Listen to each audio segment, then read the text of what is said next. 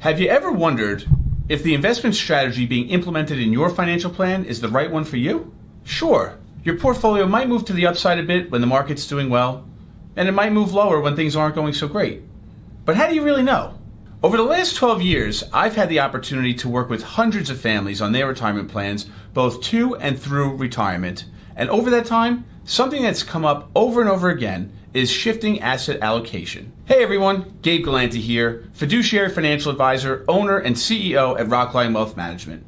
And today, I'm going to talk about the three major stages of retirement planning, along with the mindset shifts that might occur, which also might call for shifts in allocation over time.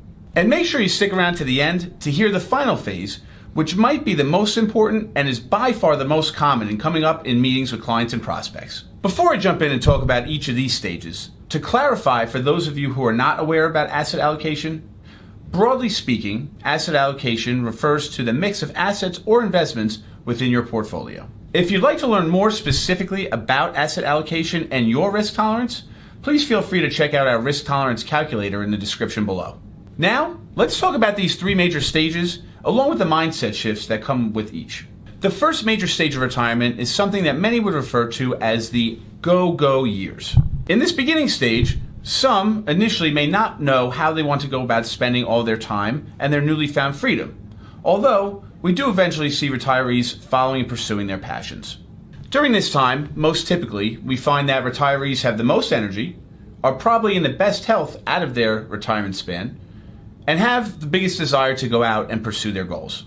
In addition, spending the retirement assets down might be something new and kind of weird because you've spent your entire working life saving that money up.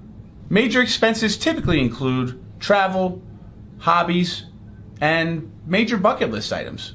During this time, we see that asset allocation tends not to change too much in comparison to those years leading up to retirement for each particular retiree. Getting a real feel for potential streams of income, expenses, and volatility in the markets are a few of the things that we focus on during these go-go years. I personally feel that it takes at least a year for things to settle down and for retirees to feel comfortable in their new life.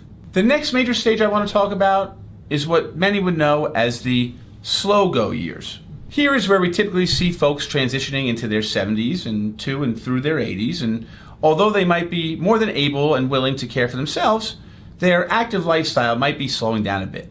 This could be for a number of reasons. Maybe potentially to be near their children, or even to be close to be able to watch their grandchildren grow up. A couple of not so great reasons might be to potentially encountering health issues or a lack of mobility. Sometimes it might even be because you're completely satisfied and you've set out and accomplished everything that you wanted to.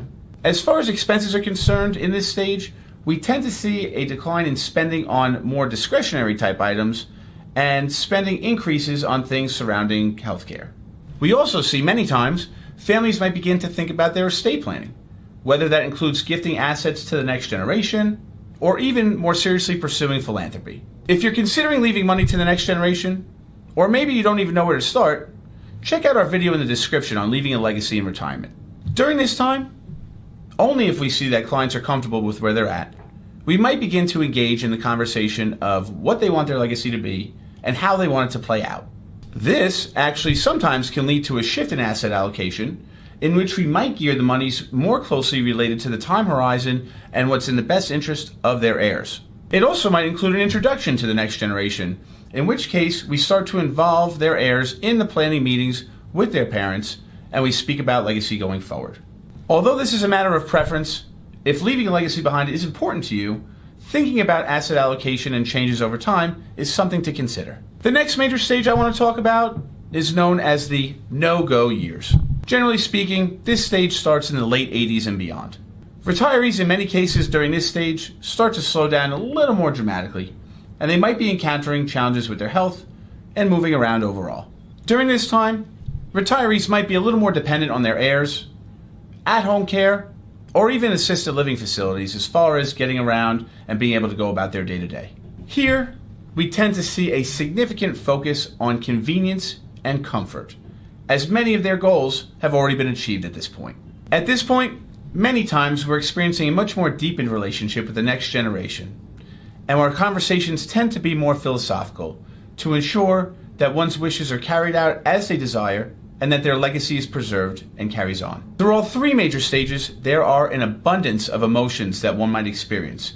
So please check out our next video here on the different emotions that you might feel in retirement. Thank you very much and have a great day.